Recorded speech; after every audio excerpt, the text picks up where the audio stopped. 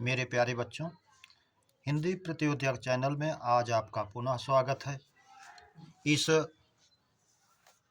उम्मीद और अपेक्षा के साथ कि आप अपनी तैयारी में पूरी तरह से लगे होंगे और अपनी तैयारी को अपने स्तर के अनुसार, अपनी क्षमता के अनुसार आप सुदृढ़ता प्रदान कर रहे होंगे।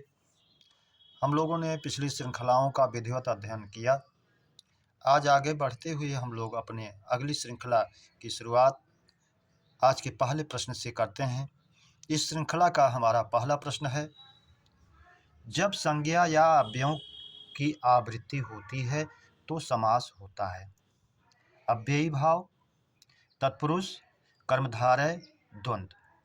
तो संज्ञा या अव्यय जब रिपीट होते हैं, उनकी आवृत्ति होती है, जैसे धीरे धीरे कहें, दिनों दिन कहें, रातों रात कहें, तो हमारा अव्ययी भाव समास होता है। इसलिए विकल्प ए हमारा सही हो जाएगा, अव्ययी भाव। प्रश्न नंबर 2, कारक तत्पुरुष में किन दो कारकों का समास नहीं होता? कर्ता कारक, संबोधन कारक, सी दोनों, डी कोई नहीं। तो जैसा हम जानते हैं तत्पुरुष समास में कर्म कारक से लेकर के अधिकरण तत्पुरुष तक हमारा समास होता है। तो ये जो है दोनों में होता है, कर्ता कारक में भी, संबोधन में, यानी कुल मिलाकर 6 कारकों में हमारा तत्पुरुष समास होता है, जिसमें कर्ता कारक और संबोधन को छोड़ करके दोनों को कारकों को छोड़ करके समास नहीं होता। इसलिए विकल्प सी हमारा सही हो जाएगा, दोनों।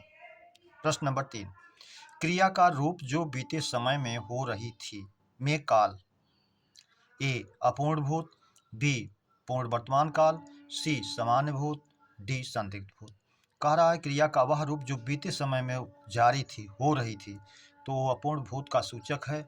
वाक्य अंत में रहा था, रही थी, रहे थे आता है। इसलिए विकल्प ए हमारा सही हो जाएगा, अपूर्ण भूत।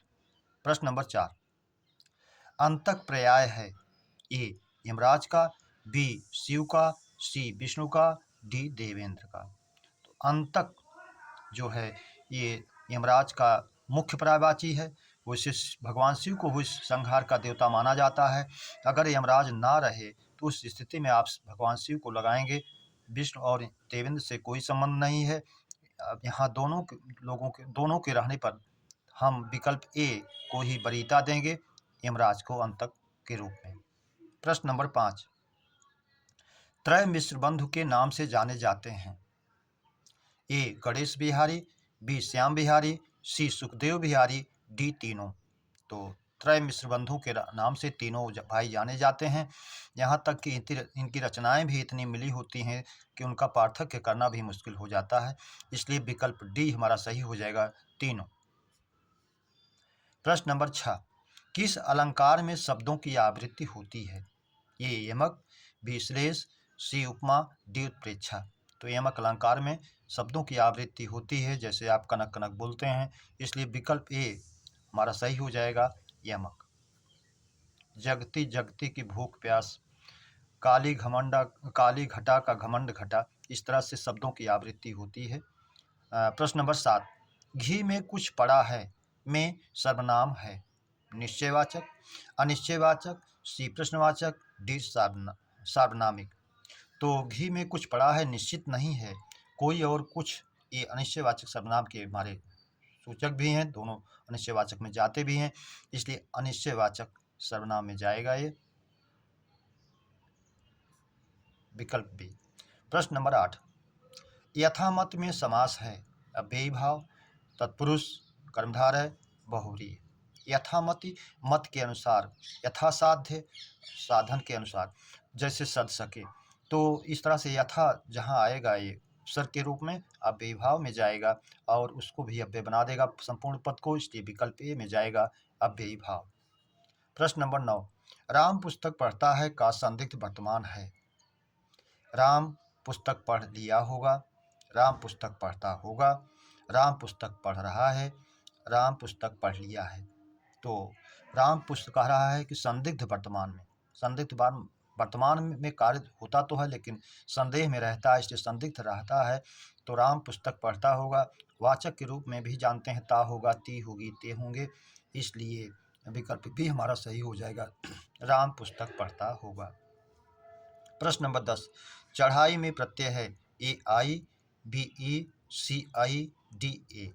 तो चढ़ाई में जो है मूल शब्द है चढ़ और आई प्रत्यय है, इसलिए हमारा विकल्प ए ही सही हो जाएगा, आई। प्रश्न नंबर 11, अकर्मक क्रिया में क्रिया का प्रभाव किस पर पड़ता है? ए कर्ता पर, बी कर्म पर, सी क्रिया पर, डी किसी पर नहीं। तो हम जानते हैं अकर्मक क्रियाओं में क्रिया का प्रभाव कर्ता पर पड़ता है। जैसे मछलियाँ तालाब में तैर रही हैं, तो तैरना क्रिया का प्रभाव मछलियों पर पड़ेगा, इसलिए विकल्प ए हमारा सही हो जाएगा, कर्ता पर।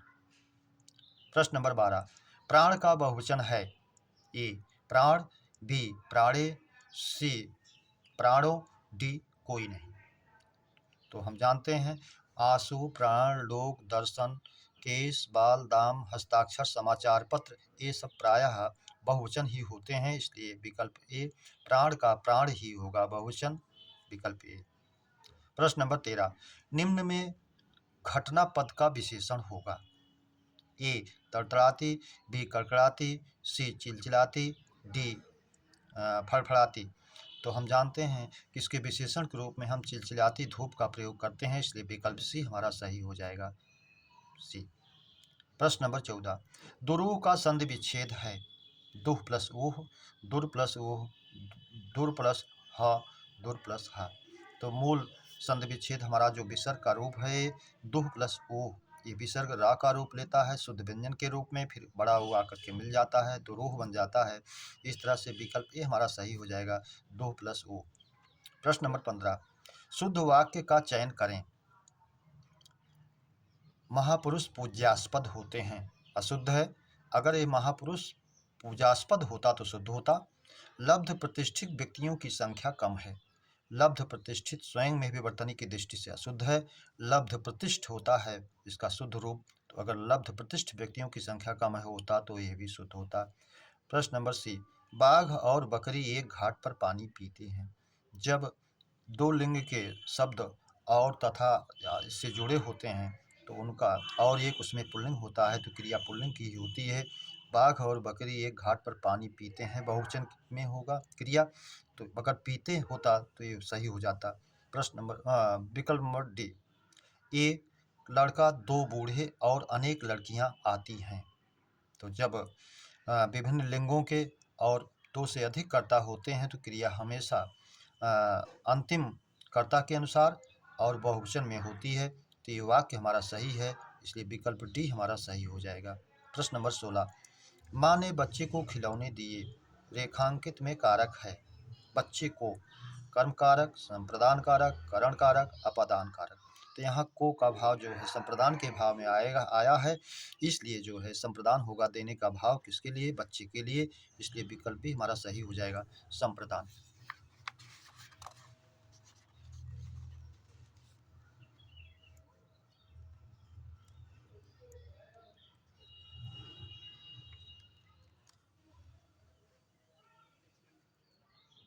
अगला प्रश्न है हमारा प्रश्न नंबर 17, जानने की इच्छा करना वाक्यांश का एक शब्द है।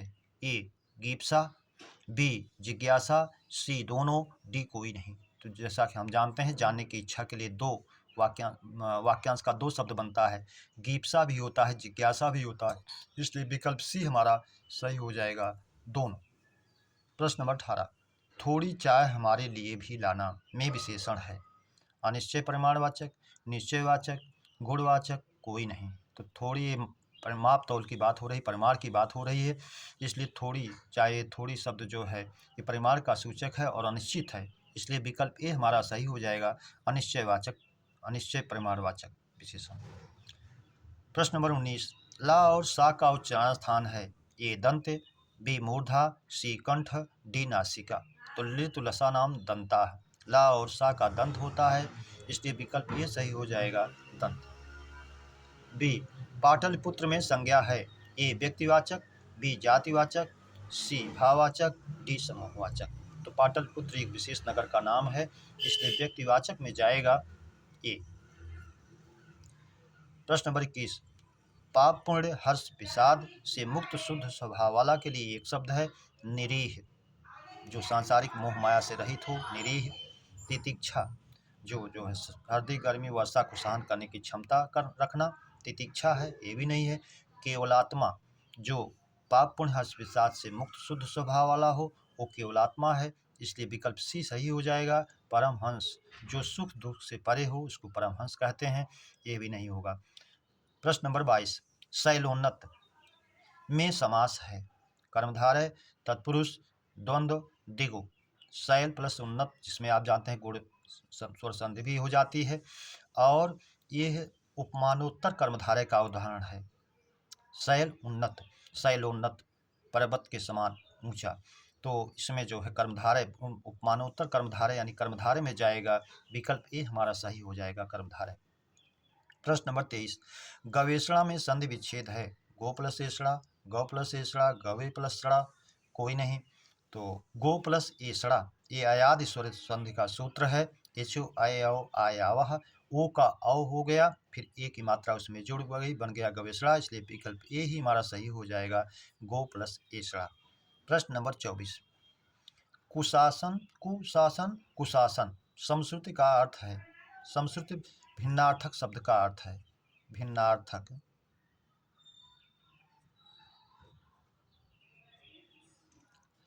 शब्द का अर्थ है बुरा शासन, कुश का आसन, शासन शासित, बुरा प्रकरण, आर्य, डी कोई नहीं। तो कु यहाँ उपसर्ग के रूप में आया है, कुशासन उसकी विशेषता बता रहा है, बुरा शासन खराब शासन, और कुशासन कुश है आसन जिसका, तो ये बुरा शासन और कुश का आसन, विकल्प ए ही हमारा सही हो जाएगा। प्रश्न नंबर 25, बच्चे चले गए में क्रिया है, ए कर्मक क्रिया, बी सकर्मक क्रिया, सी एक कर्मक क्रिया, डी द्विकर्मक क्रिया। तो बच्चे चले गए, अब इसमें कोई कर्म नहीं है, हालांकि वो कहीं न कहीं जा रहे हैं, लेकिन जब कर्म का प्रत्यक्षीकरण नहीं होता है तो उसे हम अकर्मक ही मानते हैं। हमारे वैयाकरण कामता प्रसाद गुरु जी भी इस बात को मानते हैं, जब कोई कर्म ना हो, प्रत्यक्षीकरण कर्म का ना हो, तो उसे हम अकर्मक ही माने। बच्चे चले गए अकर्मक क्रिया में, इसलिए इसको माना जाना चाहिए, विकल्प ए हमारा सही हो जाएगा, अकर्मक क्रिया। प्रश्न नंबर 26, मिठाई में 2 गुना चीनी है में विशेषण है, आवृत्तिवाचक संख्या विशेषण, क्रमवाचक, गुणवाचक, कोई नहीं। तो इसमें क्रम संख्याओं के क्रम का बोध नहीं हो रहा है, ना किसी गुण की बात हो रही है, बल्कि आवृत्ति हो रही है, एक वस्तु से दूसरे वस्तु का आधिक्य हो रहा है। 2 गुना, गुना पर्यायवाचक के रूप में आता है, इसलिए विकल्प ए ही हमारा सही हो जाएगा, आवृत्तिवाचक संख्या विशेषण, विकल्प ए। प्रश्न नंबर 27, किस संधि में पद का अंतिम वर्ण व्यंजन तथा द्वितीय पद का प्रथम वर्ण स्वर या व्यंजन दोनों हो सकता है, ए स्वर संधि, बी व्यंजन संधि, सी विसर्ग संधि, डी कोई नहीं। तो प्रथम पद का अंतिम वर्ण यदि व्यंजन हो और बाद वाला चाहे स्वर हो चाहे व्यंजन हो, तो व्यंजन संधि ही होती है, इसलिए विकल्प भी हमारा सही हो जाएगा, व्यंजन संधि। प्रश्न नंबर 28, यथामति में समास है, अव्ययी भाव समास, तत्पुरुष समास, कर्मधारय समास, डी बहुव्रीहि समास। शायद इस पद की आवृत्ति हो गई है, ये समास प्रश्न 2 बार हो गया। तो यथा उपसर्ग जहाँ भी आएगा, यथामति, यथा बुद्धि, यथा क्रम, यथा साध्य, जिसमें भी यथा उपसर्ग आएगा वो अव्ययी भाव में ही जाएगा, इसलिए अव्ययी भाव समास ये होगा, विकल्प ए। प्रश्न नंबर 29, एक रोला और एक उल्लाला मिलकर कौन सा छंद बनाते हैं? तो जैसा हम कुंडलियाँ, छप्पय, दोहा, गीतिका, जैसा हम जानते हैं, जब दोहा और रोला मिलते हैं तो कुंडलियाँ बनती हैं, और जब रोला और उल्लाला मिलते हैं तो छप्पय बनता है हमारा विषम मात्रिक छंद, इसलिए विकल्प भी सही हो जाएगा, छप्पय, इसमें रोला और उल्लाला की बात की गई है। प्रश्न नंबर 30, जिसका संबंध पूर्वी देशों से है हो, विकल्प ए पौरस्त्य सही है, विकल्प बी पौर्वात्य ये भी सही है, विकल्प सी पौर्विक ये भी सही है, डी सभी। तो जिसका संबंध पूर्वी देशों से है, ये तीनों शब्द इसके लिए मान्य हैं और तीनों जाने जाते हैं। अगर इसकी जगह पौर्वात्य कहता है, प्राय किताबों में मिलता है जो शुद्ध रूप होता है, हमें इन्हीं तीनों को ही शुद्ध मानना चाहिए। प्रश्न नंबर 31, इसलिए विकल्प डी सही हो जाएगा, सभी। अशुद्ध तद्भव तत्सम युग्म है, ए शून्य का शून्य, बी शून्य का शून्य, सी शून्य का शून्य, डी कोई नहीं। तो इसमें कोई भी अशुद्ध नहीं है, बल्कि ये तीनों शुद्ध हैं, सोना, शून और सुन, इन तीनों का तत्सम एक ही होता है शून्य, इसलिए कोई भी विकल्प अशुद्ध नहीं है, विकल्प डी हमारा सही है। मेरे प्यारे बच्चों, आज इस श्रृंखला के प्रश्नों की चर्चा हम लोगों ने की। उम्मीद करता हूँ ये परिचर्चाएँ श्रृंखलाओं की आपको बेहतर लगी होंगी, तो इसे सब्सक्राइब, लाइक और शेयर जरूर करें।